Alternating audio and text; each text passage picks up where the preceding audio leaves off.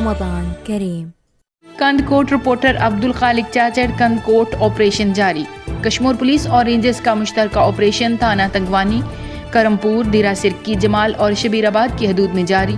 12 مشتبہ افراد زیر حراست، 1 ویگو گاڑی برآمد۔ آپریشن شہیدوں کے خون میں ملوث کارندوں کے خلاف اور مغویوں کی بازیابی کے لیے کیا جا رہا ہے۔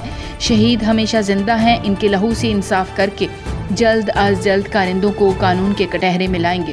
آپریشن میں ضلع بھر کی نفری تمام اور رینجرز کے جوان شامل ہیں۔ SSP کشمور۔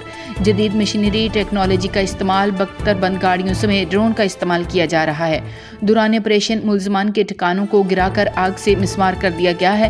قاتلوں کی گرفتاری یا خاتمے تک اور مغویوں کی بازیابی تک پولیس اور رینجرز کا مشترکہ آپریشن جاری رہے گا۔